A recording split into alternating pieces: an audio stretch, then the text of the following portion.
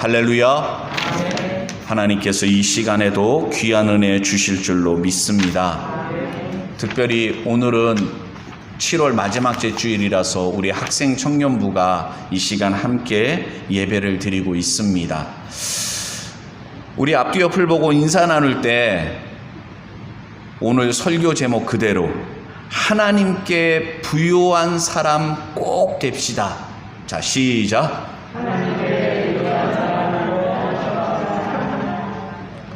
아멘. 특별히 부모의 마음은 내 자녀가 기왕이면 부자가 세상에서 출세하고 성공해서 뭐 하나 아쉬울 것 없이 살기를 바랍니다. 혹시 자녀가 가난한 사람 되기 원하시는 분 계십니까? 기왕이면 내 자녀가 건강하게 그렇게 살기를 원합니다. 그런 소망을 가지고 있습니다. 내 자녀가 행복하게 살기를 원합니다. 그런데 그런 바람은 세상 부모들도 다 갖고 있습니다. 그리고 행복의 조건, 세상 사람들이 생각하는 그 행복의 조건과 우리가 생각하는 행복의 조건이 똑같다면 문제 있습니다. 왜냐하면 오늘 우리가 함께 읽은 말씀에 나오는 한 사람이 자기 형과의 상속 문제로 예수님께 찾아왔습니다. 한번 뒤집어서 생각해 보자고요. 그 당시 유대인들은 예수님을 랍비로 인정하지 않았습니다. 하나님께서 보낸 사람으로 인정하지 않았어요. 적어도 이 사람은 예수님을 랍비로 인정했습니다. 그리고 형에게 예수님이 가서 율법에 나와 있는 대로 부모님의 유산을 동생과 정확하게 제대로 나눠라 라고 말하면 형이 들을 것이라는 그런 믿음이 있었습니다. 그러니까 예수님께 찾아와서 이런 요청을 한 것입니다. 그리고 이 사람만 그런 게 아니라 이 당시에는 랍비의 역할이 성경 말씀을 백성들에게 가르쳐 주는 것뿐만 아니라 재판관의 역할도 했었어요. 민사재판이라고 하겠죠. 예? 어느 동네에 랍비가 있으면 그 동네에서 일어나는 크고 작은 여러 가지 갈등이나 다툼이나 뭐 이런 유산 상속에 관련해 가지고서 옥신각신하고 그러면 중재 역할을 했었어요. 그렇기 때문에 이 사람도 예수님께 찾아와서 랍비여 선생님 제 형에게 좀 얘기해 가지고서 유업을 부모님의 유산을 나누는 거 이거 좀 제대로 할 수 있도록 좀 해주세요. 그렇게 부탁을 한 겁니다. 그 당시 유대인의 상식으로 봤을 때는 문제 없어요. 잘못된 거 없습니다. 근데 예수님께서 보실 때는 문제가 많았습니다. 그래서 예수님께서 14절에 보면 이 사람아 라고 호칭을 하십니다. 책망하는 어투로 말씀하신 겁니다. 왜 그렇습니까? 이 사람의 관심은 재산, 부모님의 재산, 상속받는 거에 온통 돼 있어가지고서 원어 성경으로 살펴보면 이 사람이 예수님께 와서 하는 그 말의 뉘앙스가 어떤 거냐면은 예수님 한 번이라도 좋으니까 제 형한테 가서 좀 얘기 좀 해주세요. 다짜고짜 예수님께 매달리면서 부탁을 하는 건데 형이 옳으냐 내가 옳으냐 하나님의 말씀에 비추어서 올바르게 판단해 주십시오. 그런 식이 아니고 무조건 자기 편 들어달라는 그런 뉘앙스가 담겨 있었습니다. 예수님은 내 편 들어 주셔야 된다는 거예요. 그래서 형에게 좀 얘기 잘 해가지고서 내가 조금이라도 더 상속받을 수 있도록 무작정 그렇게 예수님께 매달리고 있었던 것입니다.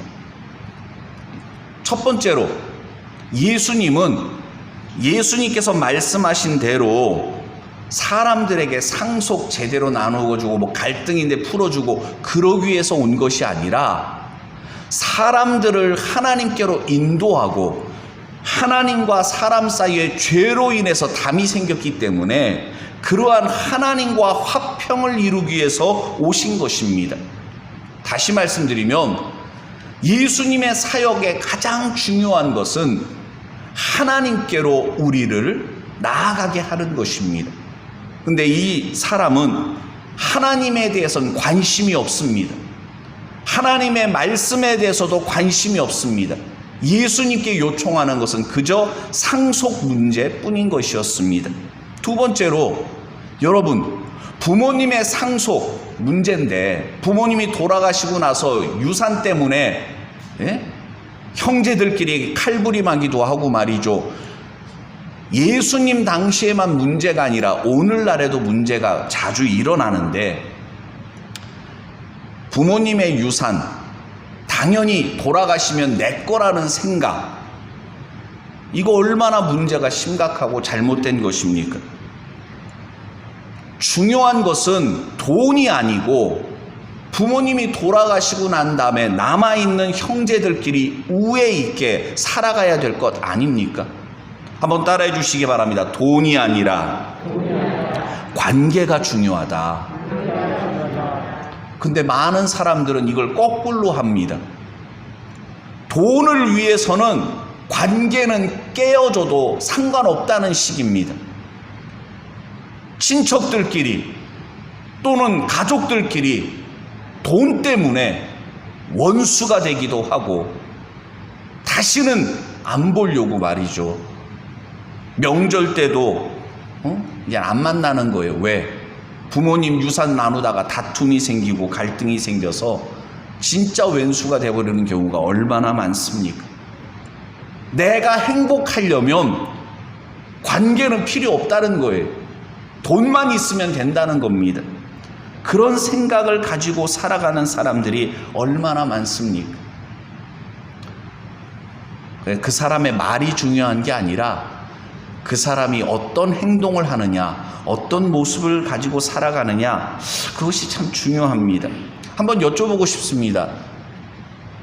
성도 여러분, 하나님을 사랑하십니까? 하나님을 신뢰하십니까? 하나님을 사랑하며 하나님을 신뢰하는 성도 여러분, 지난 한 주간 여러분들의 관심은 어디에 있으셨습니까? 7월 한 달, 오늘 7월 31일이니까요. 7월 한 달을 돌아볼 때 여러분들의 삶의 우선순위는 어디에 있었습니까? 혹시 여러분들 핵심 가치라는 용어 들어보셨습니까? 핵심 가치.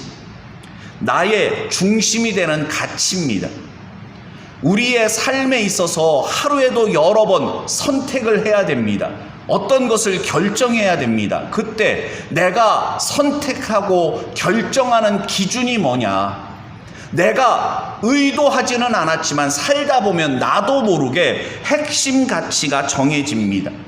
예를 들어 보면 나의 핵심 가치는 다이어트입니다.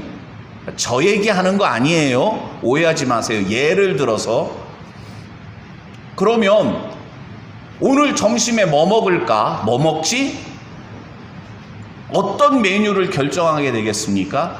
다이어트에 도움이 되는 음식을 결정하게 될 겁니다. 건강이 내 핵심 가치면 햄버거라든가 뭐 짜장면이라든가 이런 정크푸드가 아니라 맛은 좀 없다 할지라도 건강에 유익이 되는 점심 메뉴를 선택하게 될 것입니다. 만약에 결혼을 앞두고 있는 배우자를 놓고 기도하고 있습니다. 지금 사귀고 있는 남자랑 결혼해도 될까? 이 남자랑 결혼할까 말까? 그런데 핵심 가치가 내 행복이나 성공 출세가 아니라 믿음의 길을 끝까지 완주하는 것이 나의 핵심 가치예요. 신앙이 하나님께 내 삶의 핵심 가치가 있다면 내가 이 남자랑 결혼해도 될까? 이 남자랑 결혼할까 말까 고민한다고 할지라도 핵심 가치를 생각하면 어떻게 되겠습니까? 그가 나와 함께 믿음의 길을 갈 수 있는 사람인가 아닌가를 보고 판단하게 된다는 것입니다. 내 삶의 핵심 가치는 믿음인데 저 사람은 나와 함께 믿음의 길을 가기에는 좀 어려울 것 같다. 어떤 분은 그럴 수도 있어요. 목사님, 제가 저 사람과 결혼해서 예수님 믿게 하고 그 가정도 예수님 믿게 할 겁니다. 정말 그런 각오를 가지고 결혼해서 남편도 예수님 잘 믿게 하고 그 가정도 예수님 믿는 믿음의 가정으로 만드는 정말 그런 자매님들도 있습니다. 그러나 저는 사랑하는 성도님들을 생각한다면 그런 권면의 말씀을 드리고 싶습니다. 결혼은 선교지가 아니거든요.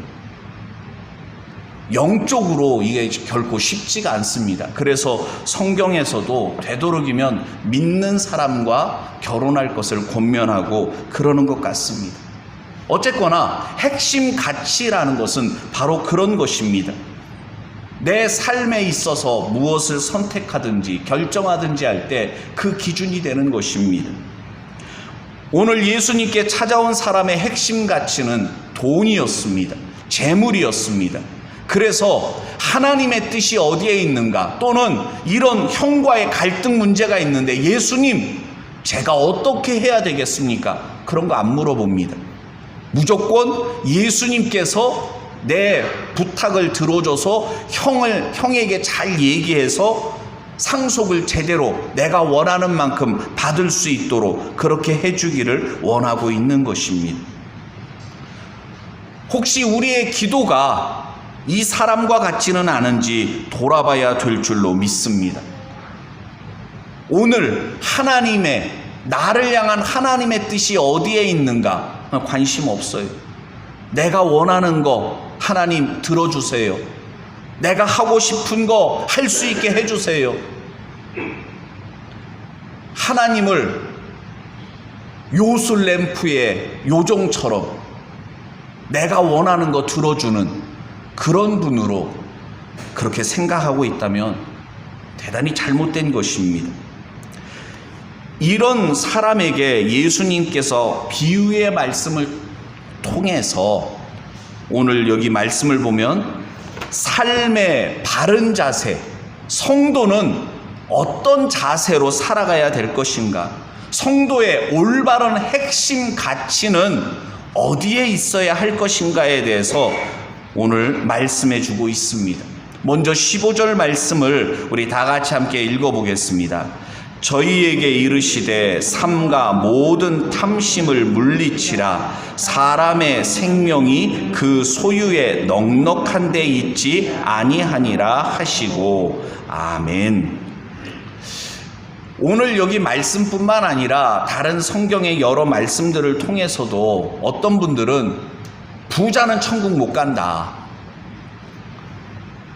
예수님은 부자에 대해서 굉장히 부정적으로 말씀하셨다. 심지어 예수님은 누가복음 18장에도 보면 부자가 천국 들어가는 것이 얼마나 어려운가, 낙타가 바늘구멍에 들어가는 것, 그것이 더 쉽다. 부자가 천국 들어가는 것보다는 낙타가 바늘귀로 통과하는 거, 그게 더 쉽다. 그러니까 바꿔 얘기하면 부자는 절대로 천국 못 들어간다. 예수님께서 그렇게 말씀하셨다. 그러니까 가난해야 된다. 부자는 천국 못 간다. 예수님께서 말씀하신 그 의도, 그 뜻이 정말 그런 것인가? 아닙니다. 성경을 잘못 해석하거나 내 생각에 그 예수님의 말씀, 성경 말씀을 갖다가 근거로 삼을 때 악용하면 안 됩니다. 성경을 악용하는 경우가 많아요. 여기서 그 말씀의 참뜻은 무엇입니까?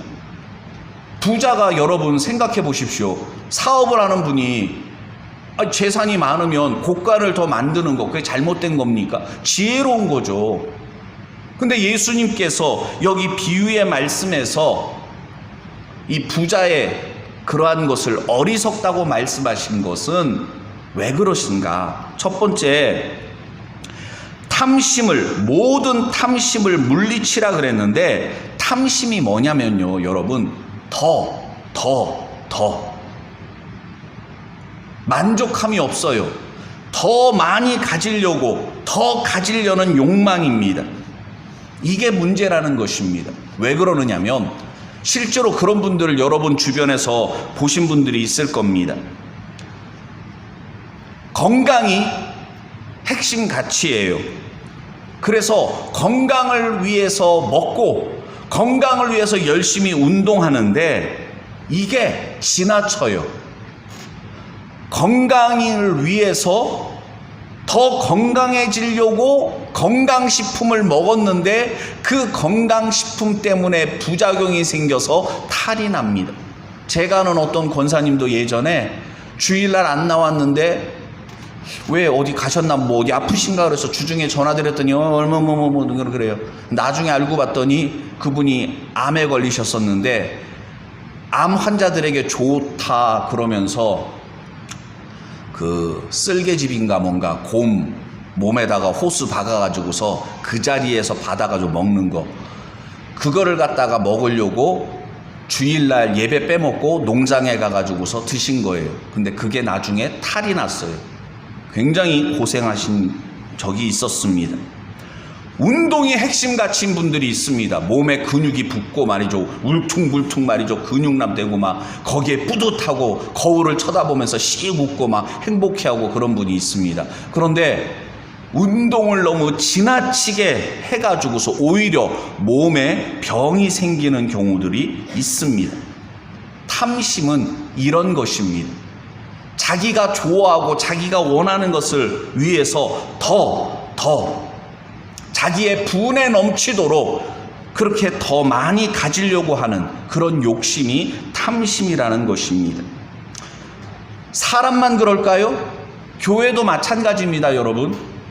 교회가 부흥하니까 교인 숫자 늘어나고 헌금도 많이 들어온다고 교회 건물을 더 크게 짓습니다. 더 넓게 짓습니다. 주차장도 더 넓게 확보를 합니다. 교육관도 짓고 문화센터도 짓고 기도원 짓고 수양관 짓고, 그러다가 어디까지 가는지 아십니까? 한국교회가 외환위기 터지기 전에 한국교회 안에 어떤 일들까지 벌어졌었냐면 이거 만들고 저거 만들고 이거 확장하고 저거 확장하고, 그러다가 결국에 가서는 우리 교회 교인들을 위한 전용 공동묘지, 그런 것까지 만들고 했었습니다. 더 족한 줄을 몰라요. 그리고 우리 교회만 생각합니다. 여기 부자도 문제가 무엇입니까? 자기 재산만 생각하는 겁니다. 내 재산, 내 소유, 내 것. 그래서 여러분, 많은 그 농사가 풍년이 되고 많은 소출을 얻었습니다. 그러면 제일 먼저 생각해야 될 것이 무엇입니까? 하나님께서 물질의 복을 주셨음에 감사하고, 하나님 감사합니다, 올 농사가 잘 되게 하심을 감사드립니다, 하나님에 대한 감사가 있어야 되는데 하나님에 대한 건 전혀 생각하지를 않습니다. 또 이 부자가 자기가 밭에 나가서 일하고 씨를 뿌리고 뭐 그렇게 했겠습니까? 집에 있는 하인들을 부려가지고서, 종들을 부려가지고서 농사도 짓고 사업도 하고 그랬을 겁니다. 그러면 이거 다 내 거야, 그것이 아니라 내 밭에서, 내 사업장에서 수고하고 일한 직원들 내가 월급 다 줬으니까 됐다, 그게 아니라 상상 이상으로 예상한 것보다 더 많은 풍성한 재물을 얻게 됐다면 나와 함께 일하는 일꾼들에게도 그것을 배려하고 함께 더 나누고 그래야 되는데 관심이 없습니다. 그저 자기밖에 모르는 것입니다. 그래서 우리가 하나님의 자녀라면, 예수님의 제자라면 반드시 명심해야 될 게 뭐냐면 나 중심에서 하나님 중심의 삶으로 변화돼야 됩니다. 내 즐거움과 내 만족을 위해 예배드리는 것은 예배가 아닙니다. 그건 하나님과 무관한 예배입니다. 예배는 하나님께 드리는 것이지 예배가 나를 위해서 아니라는 겁니다. 그런데 오늘날 많은 교회에서 드려지는 예배가 사람 중심의 예배로 변질되고 있습니다. 아무리 화려하고 아무리 웅장한 건물에서 많은 사람들이 모여서 예배드린다 할지라도 2000년 전 예수님께서 헤롯 성전에서 드려지는 예배가 하나님과 무관한 예배라고 말씀하셨던 것처럼 오늘날에도 똑같은 말씀을 하실 것입니다. 사람 중심이 아닙니다. 교회의 주인은 사람이 아니고 하나님입니다. 그렇기 때문에 우리는 나 중심에서 하나님 중심으로 내 즐거움이 아니라 하나님의 기쁨 되기를 원하는 마음으로 살아가야 됩니다.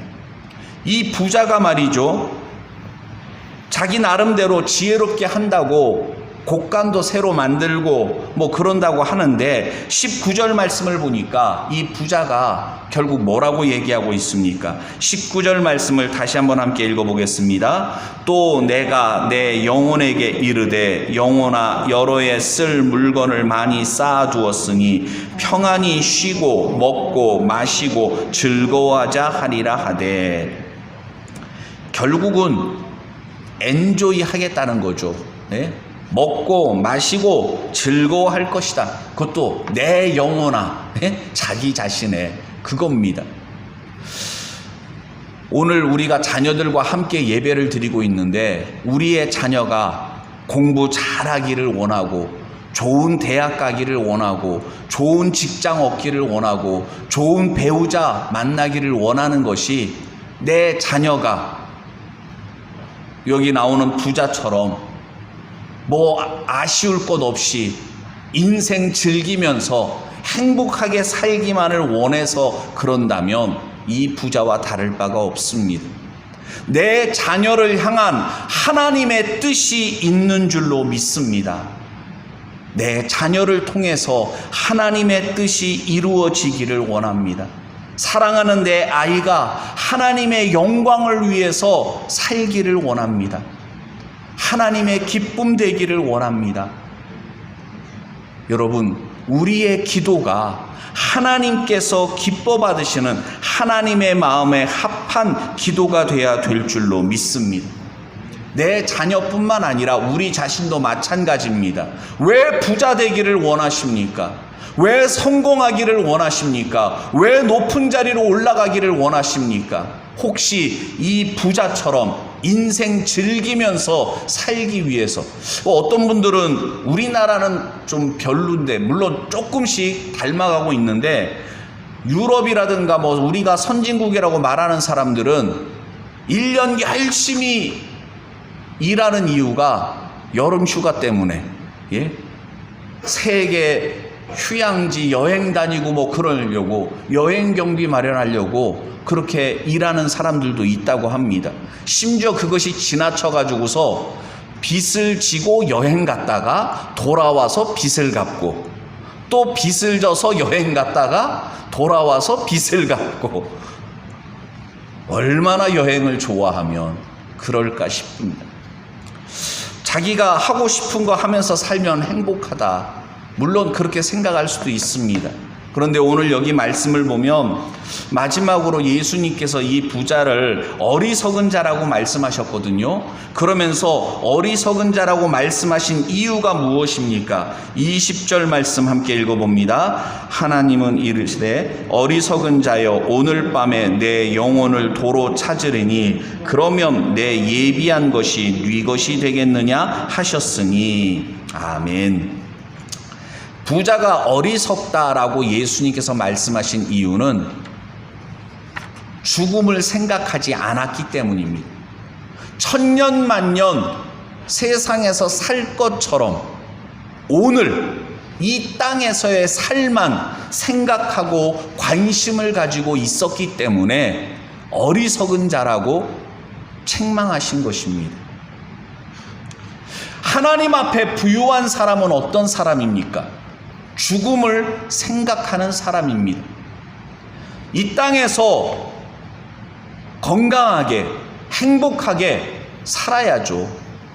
하나님께서 우리를 이 땅에 보내실 때 너 한번 고생해봐라, 골탕 먹어봐라, 세상 그렇게 만만치 않다, 한번 경험해봐라, 그래서 우리를 이 땅에 보내신 것이 아니거든요. 하나님과 교제하면서 하나님의 은혜를 맛보면서, 우리가 부르는 찬양대로 영생을 맛보며 주 함께 살리라, 이 땅에서 주님과 함께 살고 저 천국에서 사랑하는 예수님을 기쁨 가운데 만나고 저 천국에서 주와 함께 영생복락 누리는 것이 우리의 바람이고 기도 제목입니다. 그렇다면 여러분, 이 땅에서 살아가는 것이 이 땅에서만의 삶이 아니라 저 하늘나라의 소망을 가지고 죽음 이후의 삶을 준비하는 삶, 예수님을 만날 것을 그 순간을 대비하며 준비하며 살아가는 자가 되어야 하는 것입니다. 그래서 마태복음 6장에 보면 보물을 땅에 쌓아두지 말고 하늘에 쌓아두라고 말씀하신 것도 바로 그와 같은 것입니다. 부자가 되지 말라는 것이 아닙니다. 재물이 많은 사람은 나쁜 사람이다, 악한 사람이다, 뭔가 편법을 쓰고 남의 것을 착취하고 그랬으니까 이런 사람들은 절대로 천국 못 간다. 성경에서 말씀하시는 것은 그런 것이 아니라는 겁니다. 하나님께서 허락하신 물질, 재물 멋지게 사용하면서 살아가는 분들도 있습니다. 또 열심히 공부해서 하나님께서 지혜를 주셔서 뭐 의사가 된다든가 뭐 이렇게 해가지고서 제3세계 어려운 나라 가가지고서 자기가 가진 의술을 가지고서 그렇게 좀 아름답게 살아가는 분들도 있습니다.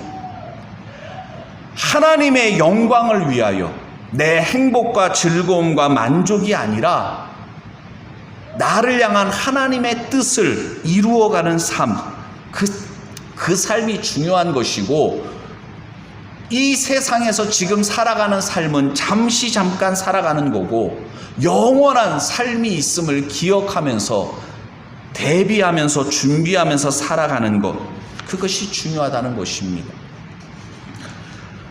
성도 여러분, 예수님께서 부자를 어리석은 자라라고 말씀하셨는데 우리는 부자처럼 어리석은 자가 되어서는 안 되는 줄로 믿습니다.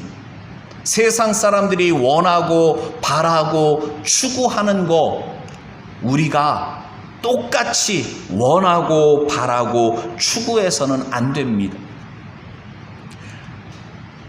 예수님께서 우리에게 영원한 하늘나라를 보여주시고 가르쳐 주셨습니다.